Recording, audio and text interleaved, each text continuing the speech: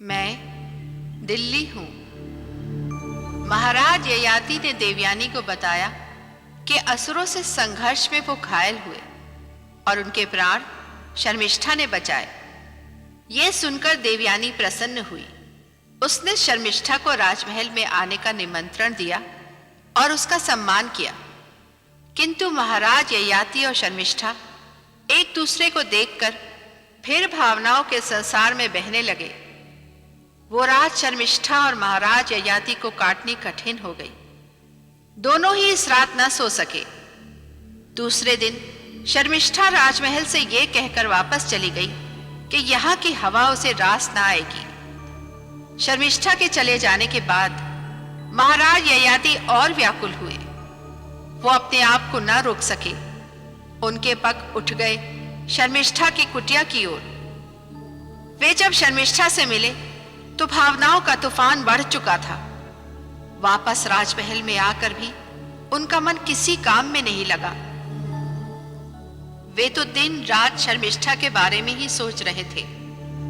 तब देवयानी ने उनसे कहा कि महाराज, यदि आपको सोचना है तो मेरे बारे में सोचिए, उसके भविष्य के बारे में सोचिए जो मेरी कोख में पल रहा है। उधर शर्मिष्ठा भी एक नए अनुभव से परिचित हुई। नागवंशी भैरव ने उसे बताया कि वो मां बनने वाली है और ये बच्चा ययाति का है। मगर शर्मिष्ठा ने भैरव से वचन लिया कि वो ये बात किसी को नहीं बताएगा। मगर मैं तो सब कुछ देख रही थी और सोच रही थी कि महाराज ययाति का और शर्मिष्ठा के इस संबंध का परिणाम क्या होगा।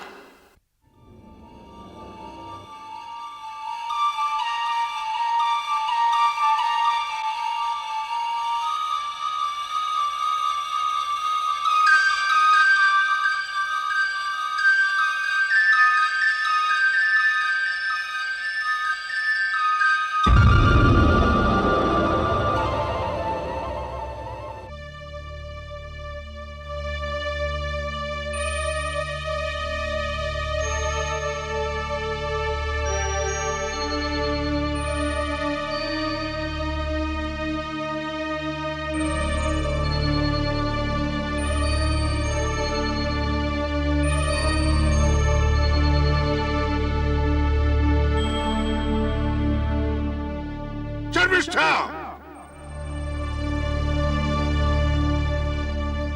शर्मिष्ठा! शर्मिष्ठा!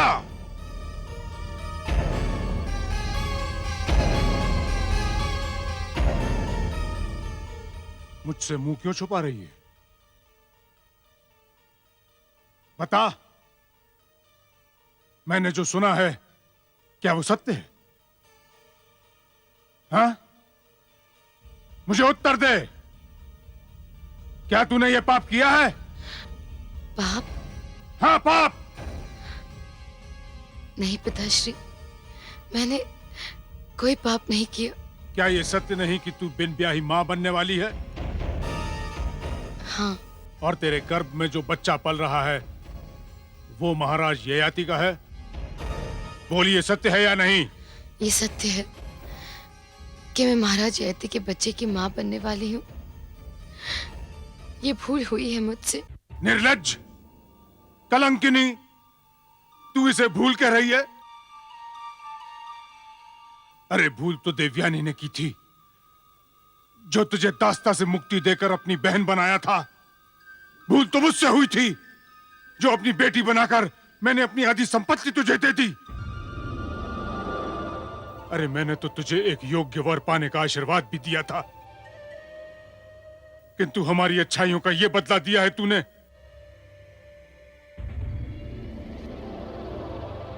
तुझे और कोई नहीं मिला था, बस यही वर चुना तूने।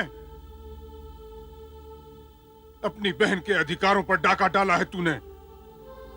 मुझे पिता कहकर मेरे विश्वास के साथ विश्वासघात किया है तूने। नहीं पिताश्री। मत कहे मुझे पिता शर्मिष्ठा। तू कपटी है। तेरे मन में ईर्ष्या थी देवयानी के प्रति। परिस्थितियों से विवश होकर तूने देवयानी की दास्ता तो स्वीकार की थी, किंतु तेरे मन में द्वेष था देवयानी के प्रति। तू बदले की आग में जल रही थी। नहीं, ये सत्य नहीं है। यही सत्य है। तू कभी न भूली कि तू एक राजकुमारी है। तेरी महत्वाकांक्षा थी महारानी बनने की। तू देवयानी को नीचा दिखाना चाहती थी और सदैव इस अवसर की प्रतीक्षा में थी। नहीं पिताश्री, ये झूठ है। क्या ये झूठ है कि तू महाराज ययाति से प्रेम करती है? क्या ये भी झूठ है कि तूने महाराज ययाति को प्रेम जाल में फांस लिया है? नहीं, महाराज ययाति यहाँ घायल अवस्था में आए थे। उनके शरीर में विष फैल गया था और उस अवस्था में केवल मैं ही थी उनके पास, उनकी सेवा करने के लिए, उनके प्राण बचाने के लिए। और उस स्थिति में उन्हें मानव शरीर का ताप देना अति आवश्यक था। और इस बहाने तूने महाराज के अस्वस्थ होने का लाभ उठाया, अपनी दबी हुई इच्छाओं को पूरा किया। और अब तू अपने महारानी बनने के स्वप्न को साकार करना चाहती है, जो बरसों से तेरी आंखों में पल रहा है। अपनी वासना की पूर्ति के लिए तूने अपनी बहन के अधिकार और अपने पिता की मान मर्यादा की सीमा को भी तोड़ दिया। मैंने जो कुछ किया वो मेरा कर्तव्य था। हाँ, महारानी बनने का स्वप्न देखना तेरा कर्तव्य था। अपनी बहन से बदला लेना तेरा कर्तव्य था। अपनी बहन के पति से प्रेम करना भी तेरा कर्तव्य था। उसके अधिकारों पर डाका डालना तेरा कर्तव्य था। अपने पिता की मान मर्यादा को भंग करना भी तेरा कर्तव्य था।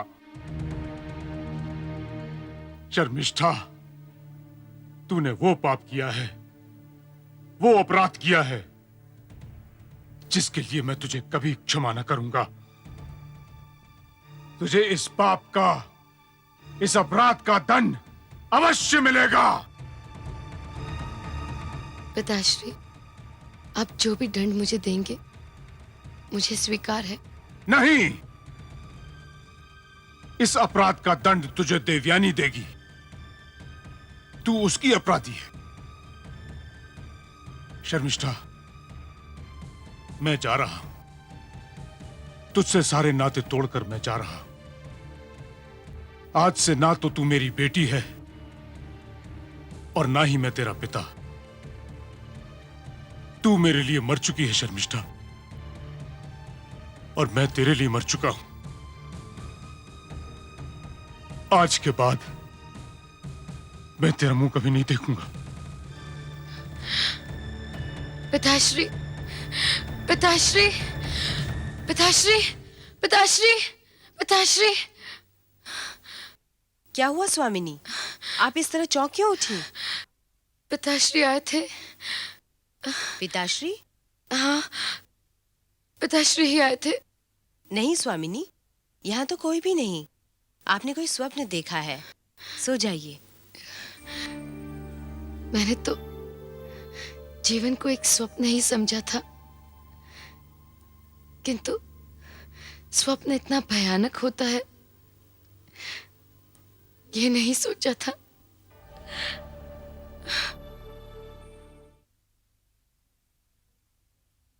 महारानी की जय हो। देवी शर्मिष्ठा आपसे मिलने आ रहे हैं। क्या? शर्मिष्ठा, अच्छा हुआ तू आ गई। उस दिन तो पूर्ण रूप से बात तक नहीं हो सकी। आज जी भर के बातें करूंगी तेरे साथ।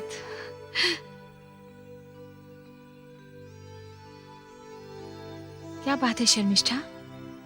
तू इतनी चिंतित क्यों दिखाई दे रही है? मैं अपनी एक सहेली के लिए चिंतित हूँ। सहेली के लिए? वो एक गंभीर समस्या में घिर गई है और मैं उसी के तुझसे परामर्श करने आई हूँ। मुझसे? हाँ, मुझे विश्वास है तू उसकी समस्या का समाधान अवश्य बताएगी। पर पहले तू समस्या तो बता उसकी। उसकी समस्या ये है कि उसने एक विशेष स्थिति में घिरकर एक व्यक्ति से प्रेम कर लिया। उस व्यक्ति ने भी उस प्रेम का उत्तर प्रेम से दिया, वो दोनों एक दूसरे के इतने पास आ गए कि उन दोनों में शारीरिक संबंध हो गए और उसका परिणाम उनके सामने आ गया। वो अब उसके बच्चे की मां बनने वाली है, किंतु समस्या ये है कि वो व्यक्ति उसकी बहन का पति है। क्या? हाँ, प्रश्न ये है कि अब वो क्या करे। यदि उसकी बहन को पता चल गया तो क्या होगा? यदि उसकी बहन को पता चल जाएगा तो जानती है क्या होगा? संबंधों से विश्वास उठ जाएगा, उसका मन टूट जाएगा, आशा बिखर जाएगी उसकी। तेरे विचार में क्या करना चाहिए उसे?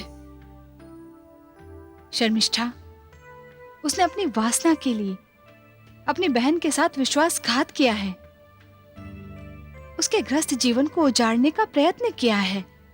उसे जीने का कोई अधिकार नहीं है। देवयानी, हाँ, यदि मैं उसके स्थान पर होती तो जाकर आत्महत्या कर लेती। ये क्या कह रही है तू? हाँ,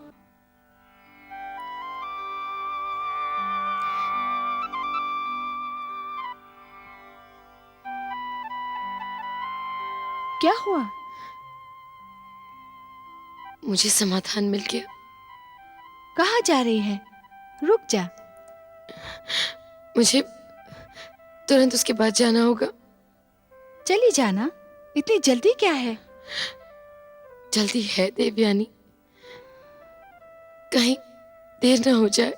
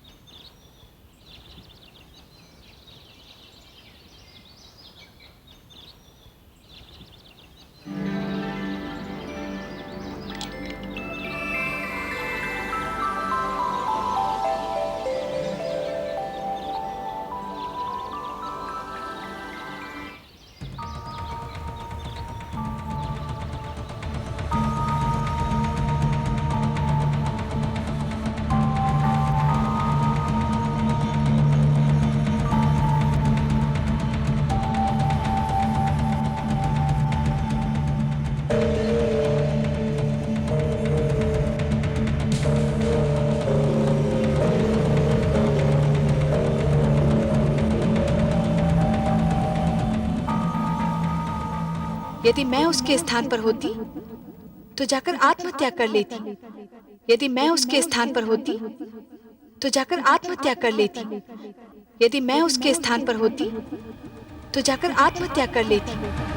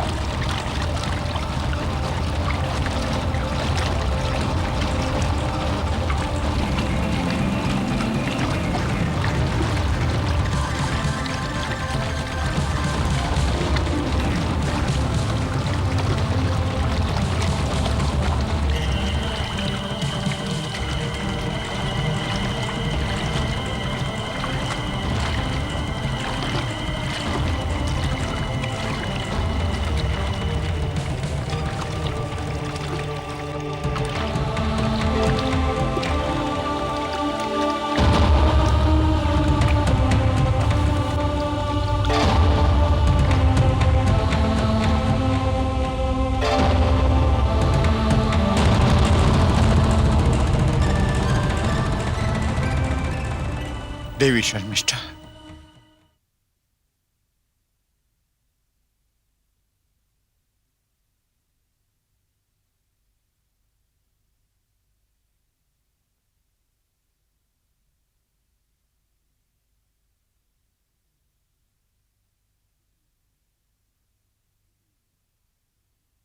गुरुवर, ये तो ईश्वर की कृपा हुई कि आप वहां उपस्थित थे।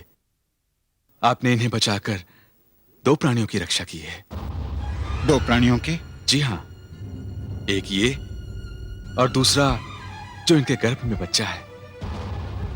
क्या?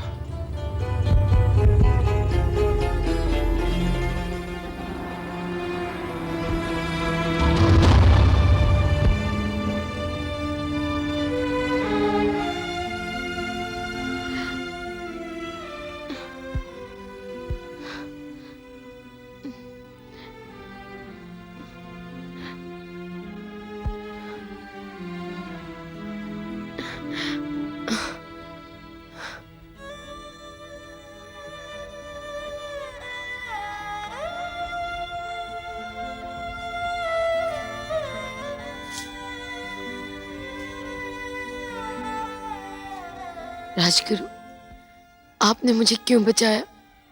देवी शर्मिष्ठा, ये बात तुम्हें नहीं, हमें तुमसे पूछना चाहिए कि तुमने ऐसा क्यों किया। राजवैद्य से पता चला कि तुम मां बनने वाली हो। हाँ, ये सत्य है। तो इस आत्महत्या का कारण वो व्यक्ति होगा जो तुम्हें स्वीकार करना नहीं चाहता। नहीं राजगुरु, उस व्यक्ति को तो पता भी नहीं कि मैं उसके बच्चे की मां बनने वाली हूं। ऐसी कौन सी विवशता है? ये मेरी विवशता है। क्या तुम्हें विश्वास हो गया था कि वो तुम्हें स्वीकार नहीं करेगा? मेरे लिए ये जानना आवश्यक नहीं है। यदि किसी भाई के कारण तुम उसके पास नहीं जा सकती तो उस व्यक्ति का नाम हमें बताओ। मैं उसका नाम नहीं बता सकती। ऐसी कौन सी विवशता है, कौन सी ऐसी परिस्थिति है कि तुम मर तो सकती हो किंतु उसका नाम नहीं बता सकती? गुरुवर, मैं आपसे विनती करती हूँ, मुझसे और कोई प्रश्न ना करें।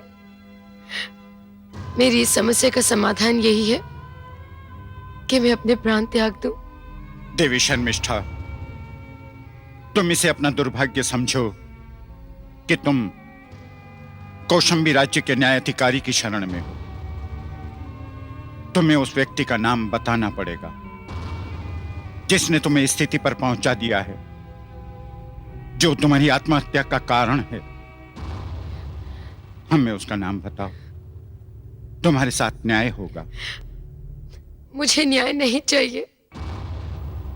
यदि तुमने उसका नाम नहीं बताया तो यह राज्य का कर्तव्य होगा कि उसे ढूंढ निकाले।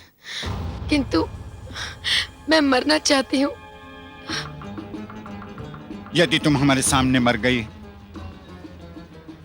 तो तुम्हारी हत्या का आरोप हम पर लगेगा। यदि तुम मर गई तो न्याय व्यवस्था मर जाएगी और आर्यों के राज्य में न्याय को मरने नहीं दिया जाएगा।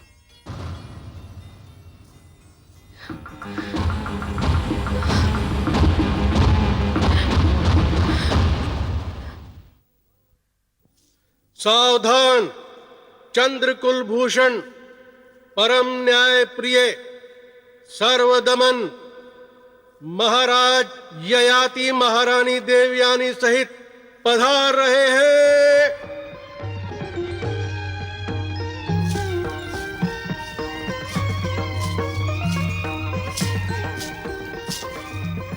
प्रणाम स्वीकार करें। आयुष्मान भव, पुत्रवती भव।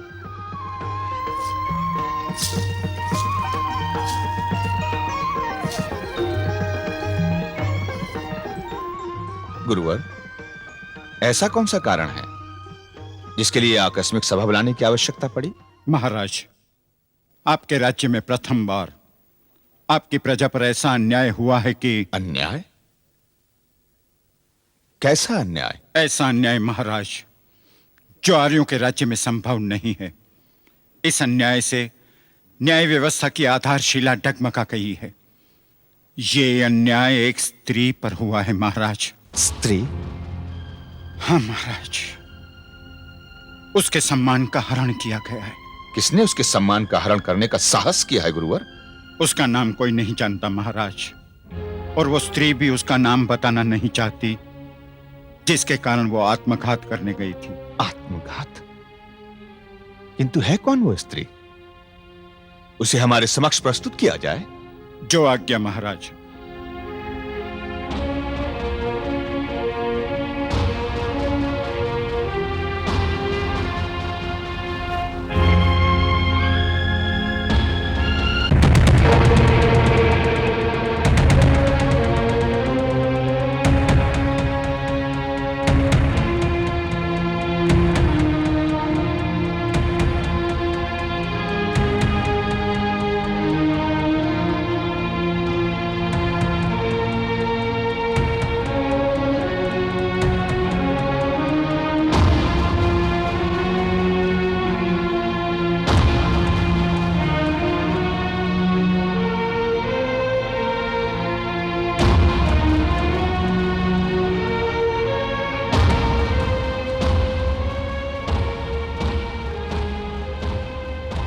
महाराज, यही है वो स्त्री जिसके साथ अन्याय हुआ है, जिसके सम्मान का हरण हुआ है।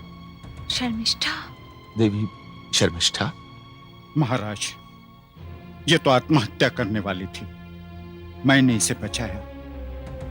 ये बिन ब्याही मां बनने वाली है। महाराज, देवी शर्मिष्ठा वो है जिनका उपकार पूरे चंद्रवंश पे है, पूरे राष्ट्र पे है। ये वो हैं महाराज जिन्होंने महाराज के प्राण बचाए और कौशंबी के राज्य सिंहासन को सूना होने से बचा लिया। यदि इनके साथ न्याय नहीं हुआ तो ये आर्यों की परंपरा के नाम पर बहुत बड़ा कलंक होगा। भोली भाली लड़की को अपने प्रेम जाल में फंसाकर उसे मां बनाकर किसी ने बहुत बड़ा छल किया है। ये निश्चित है कि वो इसे स्वीकार करना नहीं चाहता। महाराज, वो कौन है उसका पता अब तक नहीं चल पाया, और ये उसका नाम बताना नहीं चाहती। स्त्री को न्याय देना राजा का कर्तव्य है, ताकि उसके सम्मान की, उसके भविष्य की रक्षा हो सके। यदि ये अपराधी का नाम न बताने से विवश है तो राज्य का कर्तव्य है, राजा का कर्तव्य है कि उस अपराधी को ढूंढ निकाले, ताकि उसे अपने अपराध का दंड दिया जा सके। महाराज, आज एक अपराधग्रस्त अबला नारी दरबार में खड़ी न्याय की प्रतीक्षा कर रही है। न्याय व्यवस्था की दृष्टि आप पर है महाराज, और वो अपने महाराज से पूछ रही है, कहां है अपराधी? कौन है अपराधी? राजगुरु, आप निश्चिंत रहें, इन्हें न्याय अवश्य मिलेगा।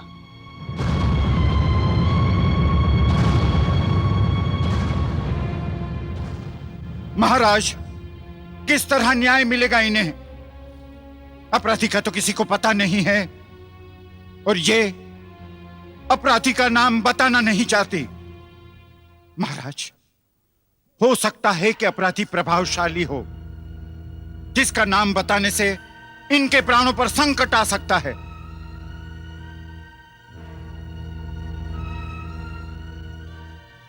व्यक्ति चाहे कितना भी बड़ा हो, न्याय से बड़ा नहीं हो सकता। और राजा ययाति के राज्य में ना अपराध छिप सकता है, ना ही अपराधी। राजगुरु, आप हमें 1 दिवस का समय दीजिए। कल न्यायदंड आपके हाथ में। हम वचन देते हैं, हम अपराधी को आपके समक्ष लाकर खड़ा कर देंगे, जो देवी शर्मिष्ठा की इस अवस्था का उत्तरदायी है।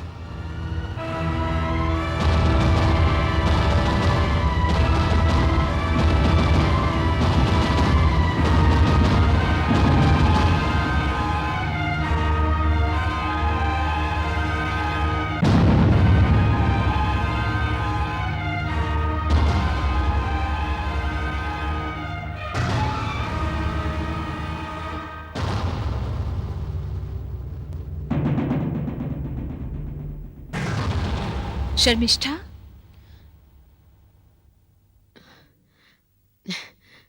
देवयानी,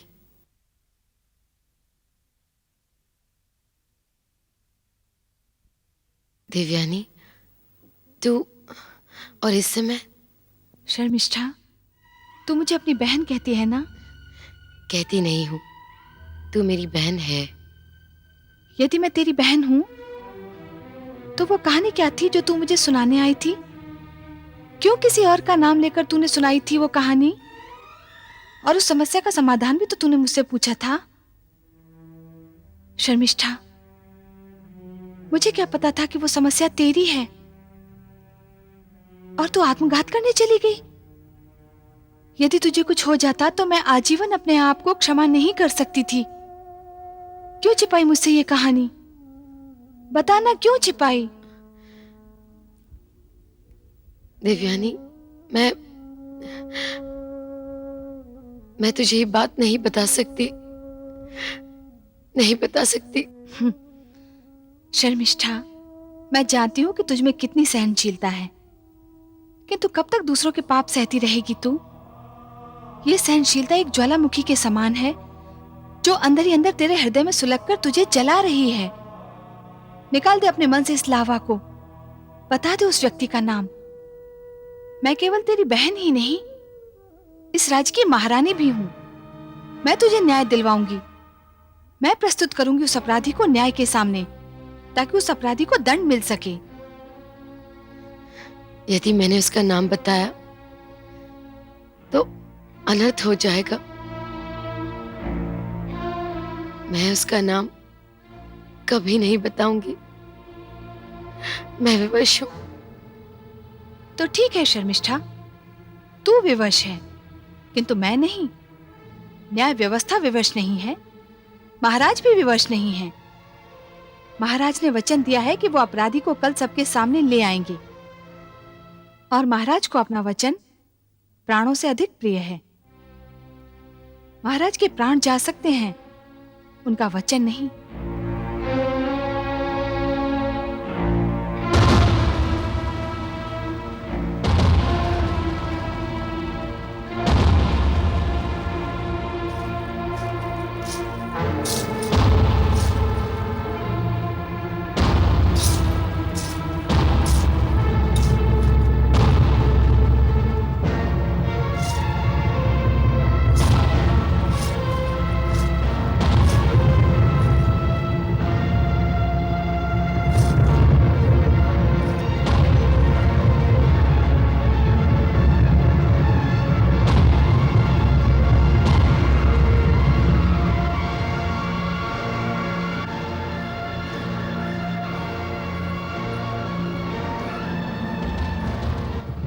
महाराज, महारानी, आप कहाँ गई थी? महाराज, मैं शर्मिष्ठा से मिलने गई थी, उससे ये पूछने कि वो उस व्यक्ति का नाम क्यों नहीं बताना चाहती जिसने उसके साथ ये अपराध किया है। तो क्या कहा उसने? वो कहती है कि यदि उसने उस व्यक्ति का नाम बता दिया तो अनर्थ हो जाएगा।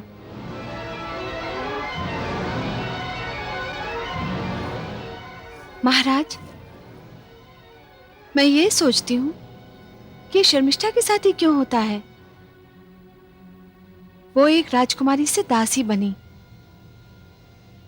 दास्ता से मुक्त होने के पश्चात भी वो अपने राज्य तक नहीं पहुंच पाई। उस अभागी के पिताश्री के साथ उनका राजपाट तक खत्म हो चुका था।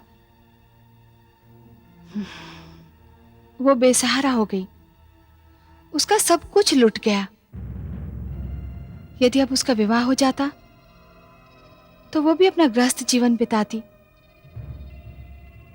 किंतु ये शायद उसके भाग्य में नहीं लिखा था। कितना निर्दयी होगा वो व्यक्ति जिसने उस असहाय के साथ इतना घोर अन्याय किया है,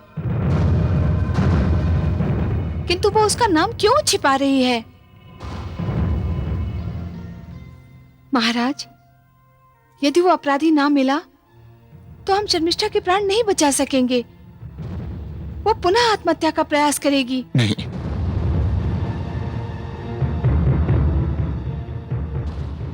ऐसा नहीं होगा। महाराज, तो क्या कल आप उस अपराधी को दरबार में प्रस्तुत कर देंगे? अवश्य, अवश्य प्रस्तुत करेंगे। तो क्या आप मुझे भी नहीं बता सकते कि उस अपराधी का नाम क्या है? हमने उसे कल दरबार में प्रस्तुत करने का वचन दिया है। आप चाहती हम अपने वचन को तोड़ दें? नहीं महाराज, मैं ये कभी नहीं चाहूंगी कि आप अपना वचन तोड़ दें। मेरे लिए तो इतना ही पर्याप्त है कि कल उस अपराधी को अपने अपराध का दंड मिलेगा और शर्मिष्ठा को न्याय।